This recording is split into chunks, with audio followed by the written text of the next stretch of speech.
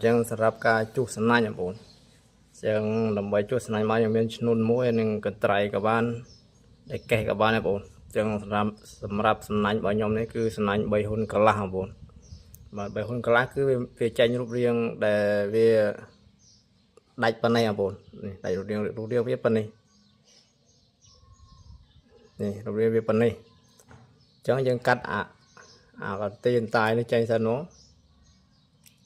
នេះចេញមួយកានេះចេញមួយទៀតនោះបាទហើយបន្ទាប់មកយើងមើលរូបរាងវាបងប្អូនវាចេញរូបរាងបែបនេះ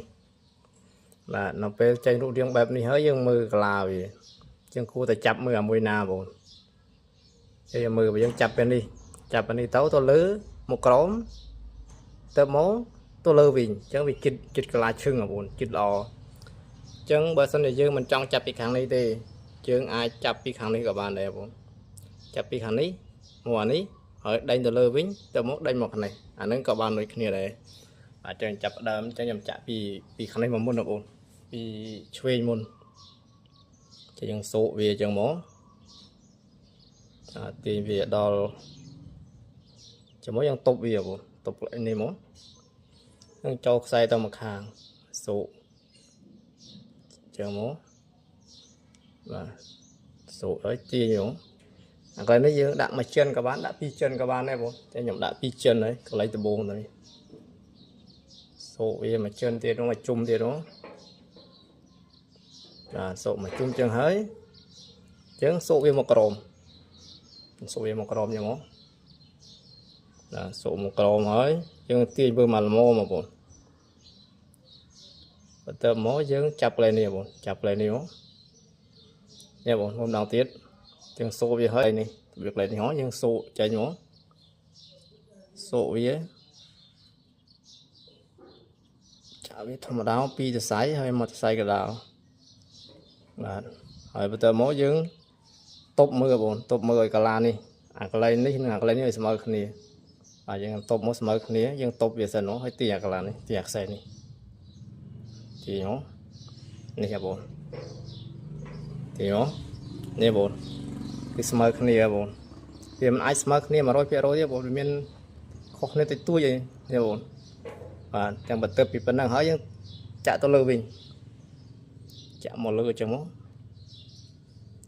ហើយយើងទាញឲ្យក្រមឲ្យស្មើមកដាក់ដៃមើលស្មើគ្នានោះបើស្មើយើងតុបវាហើយយើងចាក់វា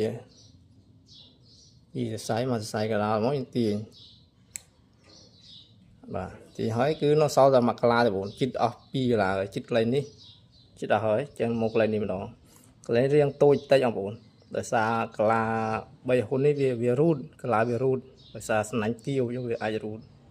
ចឹងយើងមិនអាចថាចាក់ទៅឲ្យស្មើគ្នាទាំងអស់ទេបងប្អូនមានទូចខ្លះធំខ្លះវាអត់ស្មើគ្នាទាំងអស់ទេបងប្អូនវាយើងបន្តមុខបង្ហើយរបស់យើងមកទាញឲ្យក្រមស្មើចឹងយើងតុបកន្លែងនេះសូកវាពីរសរសៃមកហើយសូកមកសរសៃកណ្ដាលបន្ទាប់មកយើងទាញមើលកន្លងដៃប៉ិនគ្នាបងប្អូនមកយើងគិតថាប៉ិនគ្នាហើយយើងតុបវាហើយយើងទាញ